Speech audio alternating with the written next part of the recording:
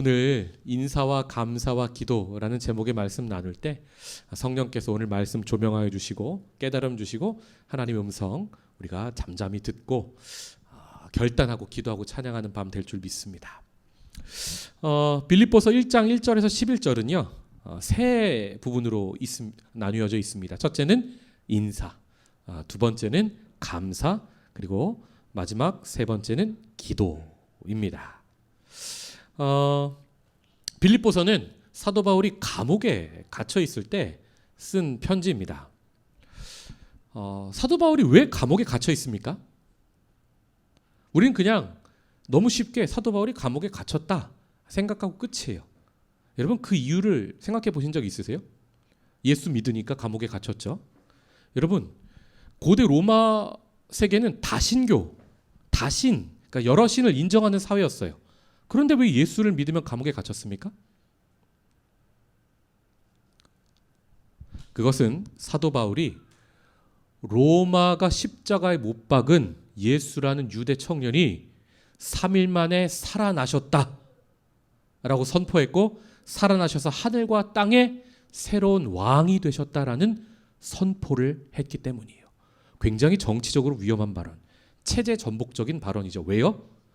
로마 시내에 황궁에 로마 황제가 버젓이 다스리고 있는데 새로운 왕이 이제 곧 오신다는 거예요. 하늘로부터.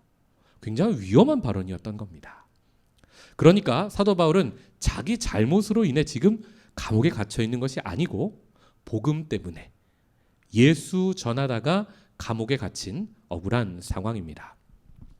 그런데 고대 로마 사회에서는 지금처럼 인권이란 개념이 거의 없었어요. 여러분 가끔 분노 게이지가 많이 올라갈 때가 언제냐면 한국 뉴스 볼 때입니다. 흉악범들 나올 때 막 이렇게 피가 거꾸로 솟으시죠. 근데 그 사람들에게도 인권이 있어서요. 얼굴을 모자이크 처리합니다. 흉악범들 얼굴을. 그리고 그 사람들 밥을 안 굶기고요. 새끼 밥을 꼬박꼬박 현대 국가는 줘요. 그런데 고대 로마에서 감옥에 갇혔다. 감옥에 갇힌 수감자들에게는요, 여러분 밥을 주지 않았어요. 어떻게 됩니까? 자기가 돈을 충당해서 식사를 밖에서부터 조달해야 했습니다. 그런데 사도 바울은요, 텐트를 만들면서 살아가는 사람이었어요. 감옥에 갇혀 있으니까 텐트를 못 만들죠. 돈이 떨어지면 굶어야 했습니다. 생존의 문제가 펼쳐지고 있어요. 그런 상황에서 저 멀리 있는 빌립보 교회가 바울 선생님이 감옥에 갇혔다는, 예수 전하다가 감옥에 갇혔다는 소식을 듣고 다른 교회도 다 들었는데요. 안 도와요. 빌립보 교회가 나서서 후원금을 모금합니다. 그리고 그것을, 여러분 고대 사회에서 여행이 굉장히 위험하잖아요. 강의 위험, 강도의 위험, 배가 파산할 수도 있고 태양의 위험, 추위의 위험, 그걸 무릅쓰고요. 그 돈을, 후원금을 가지고 가서 바울이 갇힌 감옥에까지 가서 전달을 했습니다. 바울이 그 돈을 받았을 때 여러분 얼마나 기뻤을까요? 얼마나 기뻤을까요? 다윗 왕이 전쟁 중에 예루살렘의 우물물이 마시고 싶다고 탄식을 한 적이 있어요. 그 이야기를 옆에서 들은 부하들이 목숨을 걸고 적진을 뚫고, 예루살렘이 적에 포위되어 있었거든요. 뚫고 들어가가지고 예루살렘의 물을, 그 우물물을 떠다가 가지고 와요. 그거를 다윗 왕에게 바칩니다. 여러분 그걸 다윗 왕이 마실 수 있겠습니까? 그거를 하나님께 번제로 이게 쏟아서 전제로 바쳐요. 너무너무 귀한 거라 자기가 못 마셨던 거예요. 마치 그런 거죠. 이 귀한 후원금을 전달받고서는 사도 바울이 정말로 빌립보 성도에게 감사하고 더하여 살아계신 하나님께 감사하고 있습니다.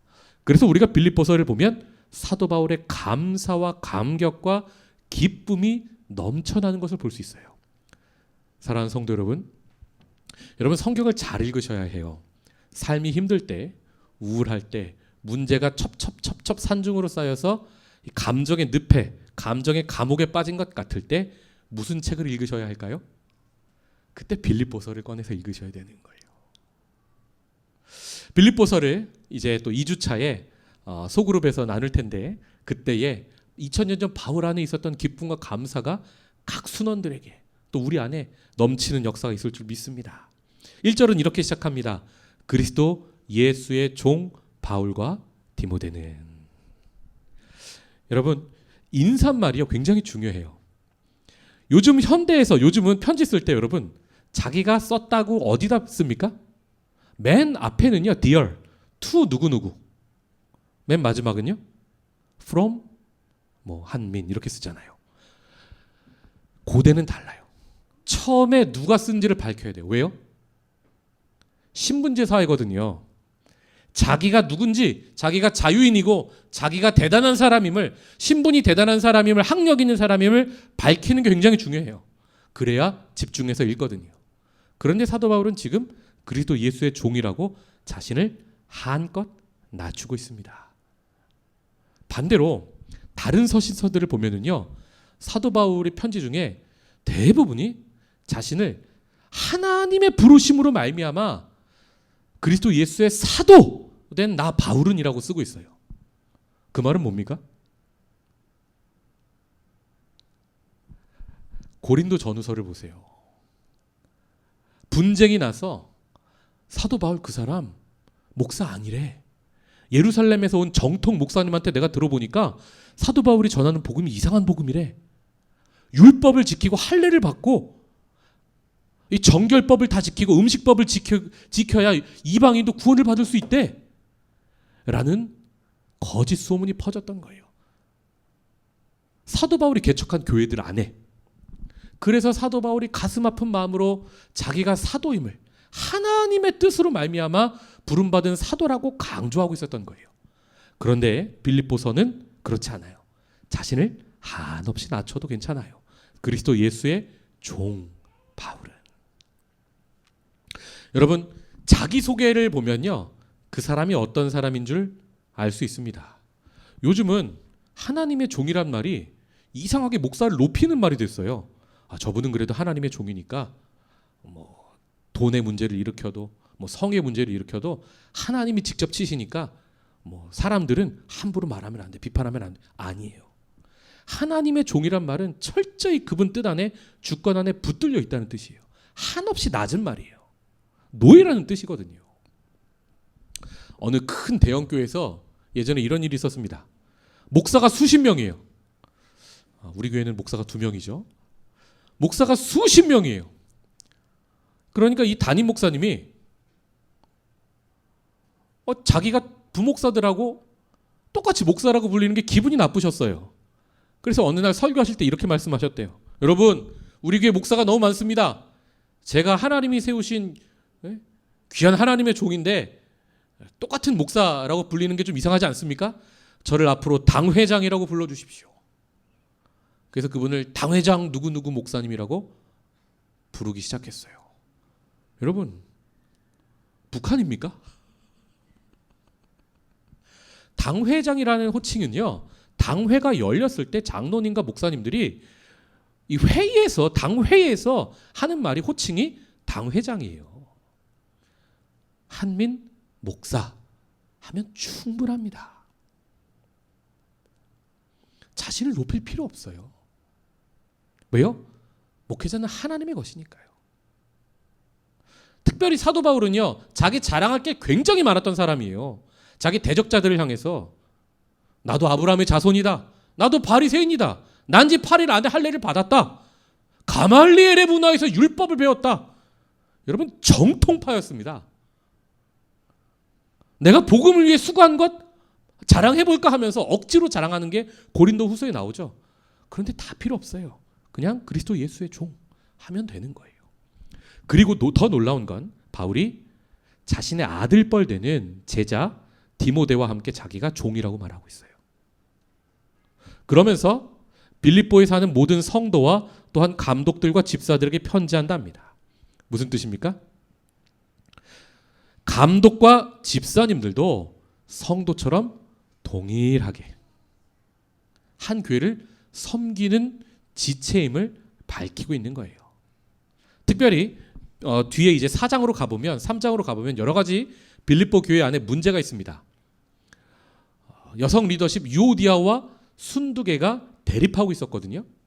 그러니까 자기를 한껏 자랑하며 높이면서 서로 다투지 말고 내가 아들뻘 되는 디모데와 함께 예수님의 종인 것처럼 여러분도 모든 성도들과 같이 감독들과 집사님들도 한 마음이 되십시오 하면서 1장 1절부터 굉장히 깊이 있는 인사를 하고 있습니다.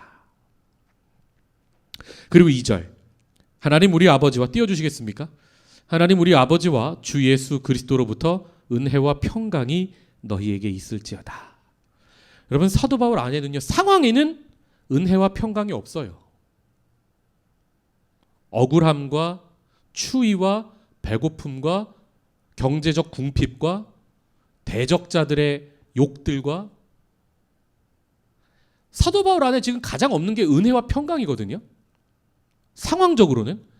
그런데 사도 바울은 담대하게 멀리서 있는 성도들에게 은혜와 평강을 선포해요. 왜요? 그의 안에 있는 거예요. 은혜와 평강이. 상황이 아니라 자기 안에. 그런데 그 은혜와 평강이 상황이 아니라 어디로부터 옵니까? 하나님 우리 아버지와 하나님을 아버지로 관계 맺을 때 굉장한 신뢰죠, 여러분. 창조주이신 그분을 아버지라고 부를 때 계속 띄워주세요. 우리 안에 은혜와 평강이 임하는 거예요. 둘째로 예수를 뭐라 부르고 있습니까? 사도 바울은 주님이라고 부르고 있어요. 나의 왕, 나의 구세주란 말이에요. 주님은. 예수가 십자가에서 자기 잘못 다 대신해서 죽으셨잖아요. 그러니까 하나님 아버지와 주 예수 그리스도로부터 사도 바울은 상황이 아니라 그 분으로부터 은혜와 평강을 누리고 있어요. 그리고 자신 안에 넘치는 그 두 가지를 꺼내어 사랑하는 빌립보 성도들에게 나누고 있습니다. 얼마나 멋있습니까? 얼마나 여유가 있습니까? 여러분, 주일에 목사가 설교하고 나서 설교할 때 여러분 얼굴 안색이 안 좋으신 성도님들이 있어요. 제가 가까운 건 안 보이는데 멀리 있는 건 기가 막히게 잘 보입니다. 눈이. 망원 렌즈가 달렸습니다. 설교할 때 가슴이 막 이렇게 턱턱 막히는 분들이 있어요. 아, 한 주 동안 힘드셨구나. 그러면 이렇게 잠과 사투하시는 분들이 있어요. 눈꺼풀을 못 이기시는 분들이 있어요. 아, 저 좀 빡센 리더 밑에서 너무 수고하시는구나. 아니면 한 주 동안 며칠 밤을 새면서 프로젝트를 하셨구나. 제가 다 이해해요. 그러면 속으로 이런 생각이 들어요. 그냥 편히 주무시지. 그럼 밤에 누워서 자는 것보다 교회 안에서 설교 시간에 자면요, 꿀송이 받아도 답니다. 하나님이 회복해 주신 은혜가 있거든요. 제 설교 때 피곤하시면 그냥 주무셔도 됩니다. 정말이에요. 여기서까지 싸우지 마세요. 자신과. 특히 나갈 때 안색이 안 좋으신 분들이 있어요. 그런 분들은 한 주 동안 이렇게 뭔가 하나님과 멀어지고 세상과 가까워지셨던 분들은 이렇게 목사를 돌아갑니다. 피해갑니다. 제가 청년부 사역도 좀 오래 했거든요. 청년들이 아주 솔직합니다. 여러분, 한 주 동안 뭐 이렇게 기도 좀 안 하고 큐티 좀 안 하고 호프집에서 이제 선후배들과 맥주 좀 많이 마시고 그런 애들은요, 주일에 청년부 예배 마치고 목사 손 못 잡아요. 눈을 제대로 못 봐요. 그러면 제가 더 가까이 다가가서 안아줘요. 하나님 아버지 사랑, 주 예수 그리스도의 사랑이, 은혜와 평강이 그 아이에게 넘치도록, 그 아이의 한 주의 잘못된 삶보다 그 아이를 예배 때 기다리신 하나님의 사랑이 더 큼을 제가 표현하고 그 아이가 느끼게 해주고 싶었던 거죠. 사랑하는 성도 여러분, 하나님으로부터 오는 은혜와 평강을 올 한 해 가득 누리시기를 주님의 이름으로 축복합니다. 이렇게 인사를 마치고요. 두 번째로 오늘 우리가 함께 살펴볼 본문은 사도 바울의 감사예요. 3절 말씀을 띄워주시겠습니까? 함께 읽겠습니다. 시작. 내가 너희를 생각할 때마다 나의 하나님께 감사하며. 여러분, 옥에 억울하게 갇힌 사람이 감사할 게 뭐가 있겠습니까? 여러분, 힘들 때 여러분 입술에서 나오는 고백이 뭐예요? 제가 싱가포르 와서 정말 눌리고 힘들 때가 있었어요. 근데 자기는 입으로 뭐라고 하는지 몰라요. 소은이가 아직 한국말도 떠듬떠듬 할 때 왔는데 제가 너무 힘들 때 갑자기 소은이가 제 흉내를 내는 거예요. 갑자기 이렇게 침대에 이렇게 확 엎드리면서 이게 아빠래요. 침대에 갑자기 확 엎드리면서 아이고 아버지 하나님 저 좀 살려주세요. 죽겠습니다. 제가 충격을 받았습니다. 이게 딸이 보는 아빠의 모습이구나. 제가 회개했어요. 여러분 믿음 있는 사람은요, 하나님을 아버지라고 부르는 사람은요, 죽음의 위기 속에서도 환난 속에서도 담대할 수 있어야 돼요. 제가 싱가포르에서 그 담대함을 배워갑니다. 여러분을 목회하면서 여러분들에게 배워갑니다. 교회가 몇 번의 위기가 있었는데 제가 우리 황주섭 장로님께 평안함과 담대함을 배워요. 이렇게 교회를 다스리는 거구나. 이렇게 교회를 인도하는 거구나. 사랑하는 성도 여러분, 일희일비하지 마세요. 안타깝게도요, 우리에게 낮이 있으면 저녁도 있어요. 창조의 원리가 그래요. 2023년 제가 여러분들을 위해 기도할 때 좋은 일이 가득하기를 기도하지만, 그렇다고 여러분 우리의 인생에 나쁜 일이 없을 수는 없어요. 아픈 일이 없을 수는 없습니다. 그 안에서도 다음날 여전히 해가 뜸을 믿으며 신실하신 하나님 의지하며 사망의 음침한 골짜기를 지나갈 수 있어야죠. 사도 바울은요, 감사하고 있습니다. 자, 그 감사가 어디에서 나오느냐? 6절입니다. 띄워주시겠습니까? 같이 읽겠습니다. 시작. 너희 안에서 착한 일을 시작하신 이가 그리스도 예수의 날까지 이루실 줄을 우리는 확신하노라. 아멘. 여러분, 감사는 상황에서 오지 않습니다. 감사는 확신에서 옵니다. 여러분은 이 확신이 있으세요? 사도 바울 안에 있는 확신이 무엇입니까? 착한 일을 시작하신 하나님이 완성하실 것, 그것을 확신하고 있습니다. 빌립보 교회가 어떻게 시작됐습니까? 사도 바울이요, 아시아에서 복음이 왕성했어요. 사도 바울이 인정을 받습니다. 가는 곳마다 놀라운 기사와 표적이 일어나요. 아시아에서. 여기 계속 있고 싶었어요. 그런데 성령이 말씀을 전하지 못하게 하세요. 뭔가 표현하진 않았는데 뭔가 답답한 일이 계속 일어나는 거예요. 아시아에서 밀리다 아시아 끝까지 트로이까지 밀립니다. 그리고 트로이에서 한밤중에 왜 일이 안 풀리나, 하나님의 일을 하는데 왜 성령이 막으시나 답답해서 기도하던 중에 밤에 환상을 보는데요, 마게도냐 사람이 나타나서 와서 좀 우리를 도와주세요. 간청한 환상을 봐요. 그리고 다음날 새벽에 일어나자마자 선교팀을 모아서 내가 이 환상을 봤다. 어떻게 할까? 가시죠 선생님.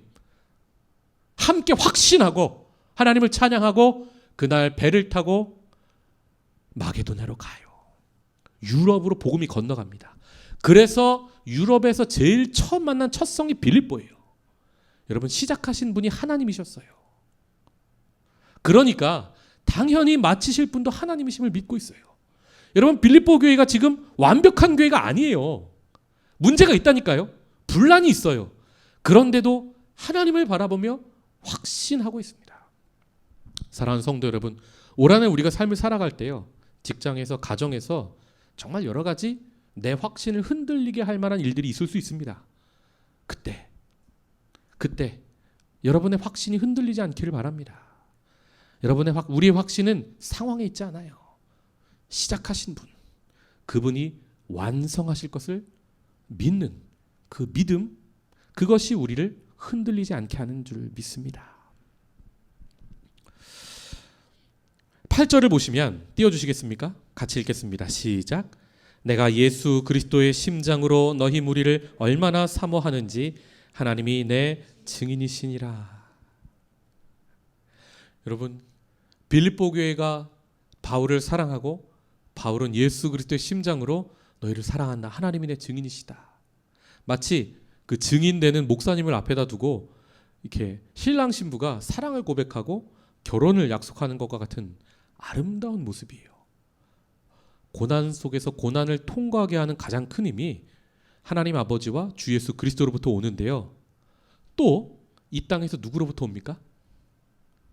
예수 그리스도의 심장으로 사랑하는 사람들, 서로 중보기도의 끈으로 강력하게 묶여있는 사람들을 통해서 여러분, 환경을 이길 능력이 임합니다. 올 한해 이 믿음의 길을 걸어갈 때 여러분 힘들 때 기도 부탁하세요. 그리스도의 심장으로 사랑을 나눌 만한 사람, 인생에서 한 사람, 한 가정 이상 있다면 여러분 정말 축복받은 인생입니다. 그리고 이렇게 첫 번째 인사를 하고 두 번째 감사를 확신 안에서 하고 있고요. 오늘 마지막으로 함께 나누고 싶은 것은 사도 바울의 기도입니다. 9절입니다. 함께 읽겠습니다. 시작. 내가 기도하노라 너희 사랑을 지식과 모든 총명으로 점점 더 풍성하게 하사. 10절. 너희로 지극히 선한 것을 분별하며 또 진실하여 허물 없이 그리스도의 날까지 이르고. 11절도 함께 읽습니다. 예수 그리스도로 말미암아 의의 열매가 가득하여 하나님의 영광과 찬송이 되기를 원하노라. 아멘. 사도 바울은요, 지극한 사랑 안에서 빌립보 교회를 향해서 감옥에서도 무릎을 꿇고 기도하고 있어요. 그 기도의 내용을 보면요, 빌립보 교회의 그 사랑이 지식과 총명으로 풍성하게 해달라고 기도합니다. 여러분, 사랑과 지식이 무슨 상관입니까? 여기서 사랑은요, 빌립보 교회가 이 사도 바울을 사랑해서 표현한 후원금을 말해요. 사실 사도 바울은요, 빌립보에서 아주 짧은 기간 머물렀습니다. 복음 전하다가 귀신 내쫓았거든요. 그런데 그게 여종이었어요. 노예, 점치는. 그 주인들이 이제 귀신이 나가니까 점을 못 치잖아요. 그럼 기뻐해야 되는데 자기의 돈벌이가 끊어진 줄 알고 사도 바울을 고발합니다. 사도 바울이 매우 매맞고 감옥에 갇혔거든요. 그리고 그날 밤에 찬양하다가 옥문이 열려요. 여러분, 사도행전 다 기억나십니까? 빌립보에 무슨 일이 있었는지? 그리고 지진이 날 때 간수장이 자결하려 할 때 사도 바울이 막죠. 그리고 그 간수장에게 집에 가서 그날 밤에 세례를 주고 그 집안이 예수 그리스도를 믿어요. 그렇게 빌립보 교회가 시작이 된 거예요. 그런데 안타깝게도 그 다음날 사도 바울이 빌립보 성에서 쫓겨납니다. 그러니까 사도 바울의 설교를 빌립보 교회는 아주 짧은 기간 들었어요. 별로 아는 게 없습니다. 여러분, 우리가 지금 창세기부터 요한계시록까지, 아니 구약 신약 66권 하나님 말씀 다 있잖아요. 그때는 아니에요. 사도 바울의 설교 몇 편 들은 게 하나님 말씀 다예요. 그런데 그 짧은 지식으로도 뭘 하고 있습니까? 복음에 동참하고 있어요. 사도 바울을 돕는 일을 하고 있어요. 사랑이 대단하죠. 지식은 부족하지만. 그러니까 사도 바울이 뭘 하는 겁니까? 너희들이 이제 양육을 받아서 하나님을 아는 지식이 풍성해지기를 기도하고 있는 거예요. 사랑하는 성도 여러분, 우리가 얼마나 하나님 말씀 많이 합니까? 그런데 사랑을 얼마나 실천합니까? 현대 그리스도인들은요, 가분수예요. 머리는 이만하게 큽니다. 그런데 사랑을 실천한 손과 발은 너무나 짧아요. 빌립보 교회들은 반대였어요. 아는 것은 없지만 최선을 다해 사랑을 실천했죠. 그래서 예수 그리스도 안에서 지식과 총명이 풍성하게 해달라고 하나님께 기도합니다. 두 번째로 10절입니다. 너희로 지극히 선한 것을 분별하며 또 진실하여 허물 없이 그리스도의 날까지 이르고. 그렇게 지식이 풍성해져서, 하나님을 아는 지식이 풍성해져서 선과 악을 분별하게 해달라고 기도합니다. 그러니까 아직 예수 믿은 지 얼마 안 된 사람이에요. 이게 하나님의 뜻인지 아닌지, 이렇게 하면 하나님이 기뻐하시는지 안 기뻐하시는지 아직 잘 모르는 초신자였어요. 빌립보 교회 성도들이. 그 사람들이 하나님의 지식이 풍성해서 선과 악을 하나님 말씀으로 분별하게 해주십시오. 그래서 예수 그리스도 날까지 허물 없는 아름다운 그리스도인들이 되게 해달라고 사도 바울이 기도합니다. 그리고 마지막입니다. 11절 다시 함께 읽어보겠습니다. 시작. 예수 그리스도로 말미암아 의의 열매가 가득하여 하나님의 영광과 찬송이 되기를 원하노라. 공의의 열매를 맺게 해달라고 마지막으로 바울은 기도하고 있습니다. 공의의 열매란 무엇입니까? 하나님과의 관계에서부터 나오는 삶에서의 아름다운 열매를 말해요. 여러분, 하나님을 아버지라고 부르고 예수를 주님이라고 부르는 사람은요, 요한복음 15장 말씀처럼 포도나무에 접붙임된 가지예요. 포도 열매를 맺게 돼 있어요. 악한 열매를 우리는 맺을 수 없는 존재입니다. 하나님을 알아가고 우리의 믿음이 성장하면 우리는 우리의 인생에서 공의의 열매들을 맺게 되어 있습니다. 그렇게 공의의 열매를 맺으면 우리의 인생이 하나님께 영광이 되고 찬송이 된다. 사도 바울은 그렇게 빌립보 교회 성도들을 위해 기도합니다. 주시는 말씀을 맺겠습니다. 올 한 해 우리도 내가 예수 그리스도의 종이라고, 하나님의 뜻에 붙들려 살아가는 존재라고 누군가에게 나를 소개할 수 있는 사람이 되기를, 둘째로 감사, 어떤 상황에서도 감사할 수 있기를, 그리고 그 감사가 선한 일을 시작하신 하나님께서 완성하실 것을 믿으니까 그 확신 속에서 감사하는 우리가 되기를, 마지막으로 사랑하는 성도들을 위해 서로 그리스도 예수의 심장을 가지고 서로 중보기도 하기를, 그래서 예수님 오신 그날 공의의 열매가 우리 안에 가득하여 하나님께 영광과 찬송이 되는 우리의 인생이 되시기를 주님의 이름으로 축복합니다. 찬양팀 나오시고요. 기도하겠습니다.